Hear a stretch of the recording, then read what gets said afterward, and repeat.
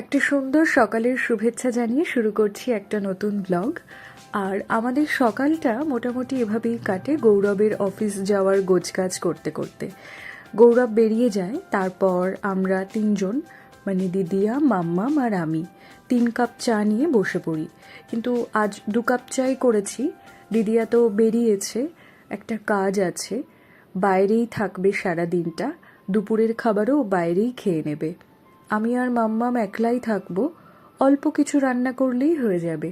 তাই এই সবজিগুলো কেটে নিলাম। আর বাড়ি থেকে বেরোনোর সময় দিদিয়া বারবার বলে গেছে মাম্মাম যেন জলখাবারে ভাত খায়, কিন্তু সে কথা তো শুনবে না। আমাকে বলল পরোটা আর আলু ভাজা খাবে। তো ফ্রিজে একটু আটা মাখা ছিল, চট করে 2টো পরোটা বানালাম, সাথে একটু আলু ভাজা।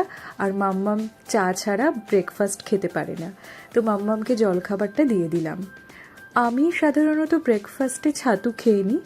1 নাম্বার, খুব তাড়াতাড়ি তৈরি করে নেওয়া যায়, আর কোনো খাটনি নেই, প্লাস হেলদি ফুড। সেদিন বিউলি ডাল এনেছিল মাম্মাম খানিকটা, আজ সেটা কন্টেইনারে ভরে রাখলাম। এইটা দিয়ে নাকি দারুণ একটা রেসিপি বানানো হবে, আর আপনাদের সাথে সেটা শেয়ারও করব। বর্ষাকালে লঙ্কা রাখা নিয়ে খুব সমস্যা হচ্ছে। যে কন্টেইনারে ভরেই রাখছি, ভেতরে কেমন ময়েশ্চার জমে যাচ্ছে, আর লঙ্কাগুলো খুব তাড়াতাড়ি নষ্ট হয়ে যাচ্ছে।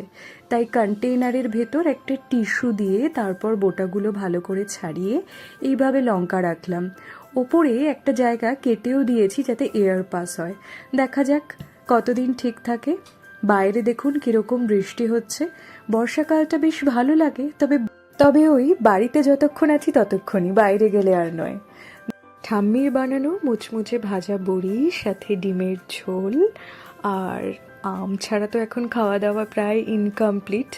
তো আম নিয়ে নিয়েছি, আমার মাম্মামের দুজনের আমি আছে এখানে, সঙ্গে সজনে ডাঁটা, উচ্ছে, আলু, বড়ি দিয়ে একটা তরকারি। এই ছিল আজকে খাবার দাবার আমাদের দুপুরের। এরপর ডিশগুলো গুছিয়ে রাখলাম, আর এখন বসেছি এই গল্পের বইটা নিয়ে। এবারের বইমেলা থেকে যতগুলো বই কিনেছি তার মধ্যে এটা একটা, তারাশঙ্কর বন্দ্যোপাধ্যায়ের প্রথম 6টি উপন্যাস, যেখান থেকে আমি এখন পড়ছি চৈতালি ঘূর্ণি। বেশ খানিকটা পড়া হয়ে গেছে, আজ বাকিটা পড়ব।